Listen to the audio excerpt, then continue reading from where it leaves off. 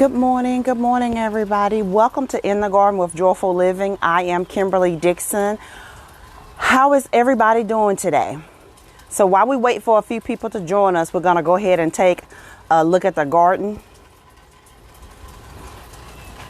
So it's raining this morning. Doesn't that just sound so peaceful and so wonderful? I love the rain. But we're going to take a look at everybody. I've got them sitting out in the rain because rainwater is so much better for them than municipal water. I guess because municipal water has chlorine in it and stuff.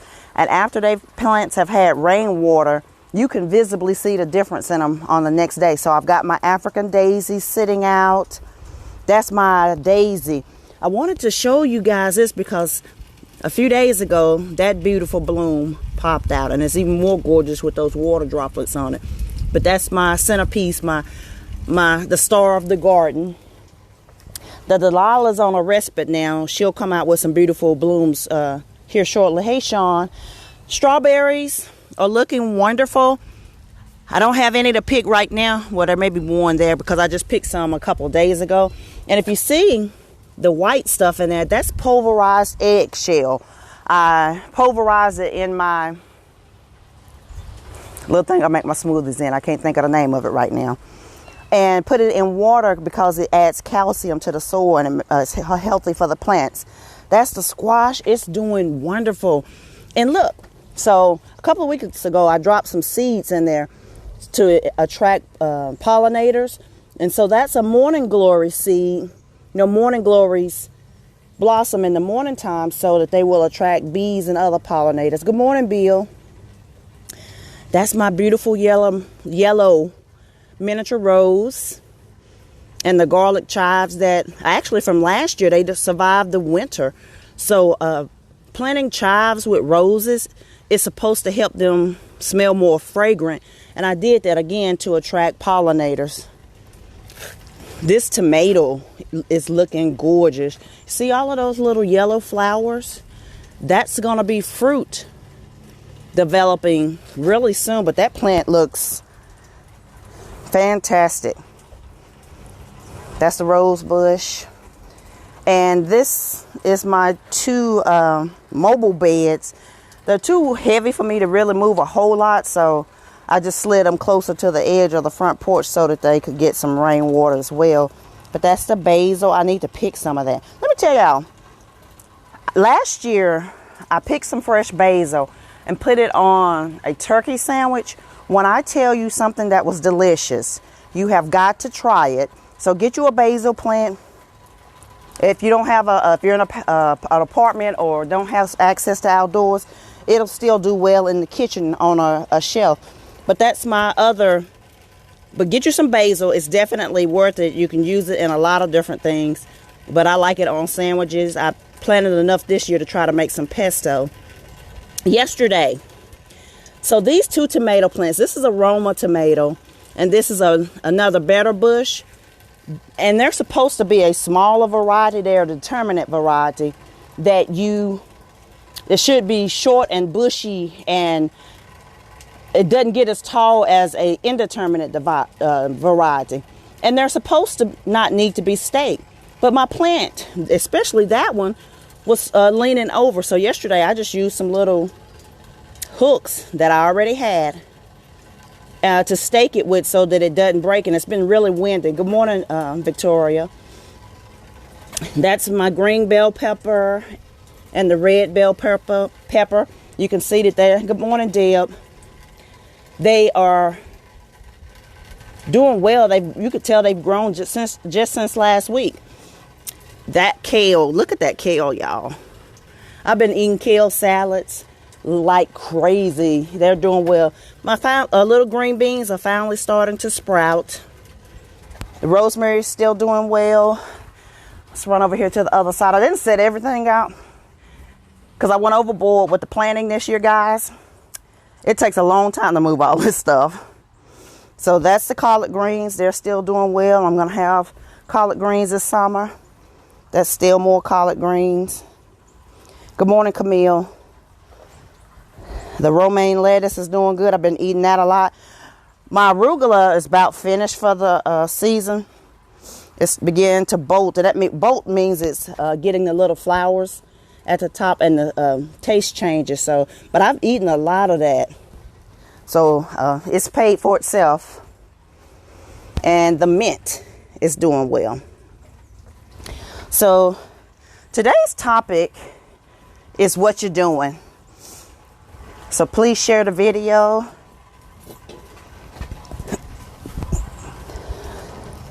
So, excuse me, I'm trying to, this cushion in the chair was all balled up behind me. I can't have that. So I'm not asking what you're doing in the way we are accustomed to seeing it used, the way we see it used today. I'm asking you in particular, what are you doing? So sometimes I get questions from people about starting a garden. They'll ask a ton of questions. What do I do? What should I start with? And things of that nature. But I never actually see them plant anything. That's fine. But you have to think of it in this regards. I can go to college.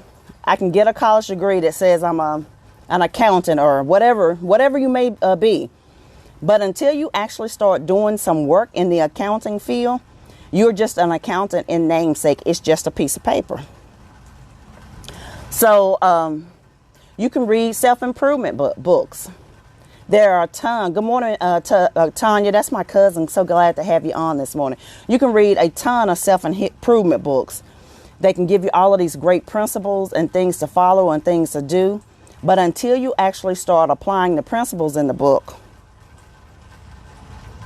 it's just a book you've read. And you can talk about it and have a great conversation with someone about it. But until you do it, good morning, Tara. Until you actually do it, it's just a good book. Change doesn't occur until we start putting some action to it. Good morning, Cornelius. Some action to it. Say, for instance, because how many times have we said, I'm going to start this new program. I read a book to get in better condition or to change some type of habit. But we never actually, we read the book, but we never applied any of the principles. And now we're disappointed with the program, but we either half did it or we didn't do it at all. And I'm talking about myself here. I'm not, I'm stepping on people's toes, but I'm stepping on my own toes this morning because I know what it requires for me to be at my best physically. But earlier this year, work picked up, my full-time job, picked up, doing a whole lot of mandatory overtime, and I stopped doing what I need to do at my best. And I can see the results of that. So I'm not asking you, I'm asking you and me, what you doing? Because in order for us to be at ourselves, we got to do it. And when you start doing things, don't get caught up in the trap of comparing yourself to what other people do. You cannot be just be you. You're not supposed to be anybody else. You are created uniquely and differently for a reason. So I'm not asking you to be like some mega star that you've been following on YouTube or anybody else. Just be you. I'm Kimberly Dixon. I'm not like Cornelius. I'm not like J. Dwayne Garnett. I'm not like Dr. Sandra Wall. I'm not like Wall Williams, excuse me. I'm not like any of the people that are follow a lot locally. Ambassador Sharon Edmonds, and certainly not like Apostle McNair or Pastor Shirley Caesar. These are people who have been in the field for many, many years. But I know that I have a ministry and I do what God has called me to do, regardless of what anybody else is doing. So don't get caught up in that comparison. So I'm getting ready to go work out now. I'm working out with my trainer twice a week now. And it's raining, but we work out at the track, and we're still going to work out raining or not. But he's a former, I don't know if he still runs professionally or not, but he used to run hurdles professionally, Alvin Miles. So he trains a lot of runners. And now on any given session, I am the oldest person out there, and I am the biggest person out there. But guess what? I still get out there, and I do what he tells me to do, doing lunges. Last Thursday when we met, now I haven't seen him in a couple of months now, but he had me run a 100-yard dash. Now it was a slow one, but I did it. So I can't get caught in the track of comparing, in the trap, excuse me, of comparing myself to these kids that are out there that are 17, 18, 25 years old, and I'll be 50 in November. I get out there, I do the absolute best that I can so that I can be my best physically without comparing myself to anybody else. And that same principle of what you're doing applies to your ministry work too as well. Going to church and reading the Bible doesn't make you a disciple. When we actually start doing the work of growing the kingdom of God, that's what discipleship is. Ministering to others, empathizing with others, evangelizing, whatever your ministry is, just showing compassion to each other, spreading joy like love is a parable. That advances the kingdom of God. Just going to church, just reading your Bible doesn't do it. You have to apply the principles that Jesus teaches. If you read the Bible, but you still harbor hatred, bitterness, and unforgiveness in your heart, you aren't following those principles. It's just that simple. So again, I'm asking you, what are you doing? James, first chapter, verse 20 in the NIV says, do not merely listen to the word and so deceive yourselves. Do what it says. God, that's really powerful. Let me read that again. Do not merely listen to the word and so deceive yourselves. Do what it says. Change occurs when we put some action to the principles. We know that faith comes from hearing the word, but we also know that faith without works is dead. Good morning, Preston. Good morning, Scotty. So, yes, Cornelius, we have got to show up. Showing up in your own, when you make that decision to show up in your own life, it is so powerful because many of us, and again, this applies to me as well, we get into this hamster wheel life where we're just getting on the hamster wheel every morning and we're running, and we're not really getting anywhere. We're not really accomplishing anything. Good morning, Rod. God, man, I ain't seen you in forever. How are you doing, my brother? Gosh, me and Rod and his brother Hatch and my cousin Tammy, we used to live next door to each other when we were 20 years old. So that was 20 years ago. No, actually, it was been longer than that. Well, yeah, about 20 years.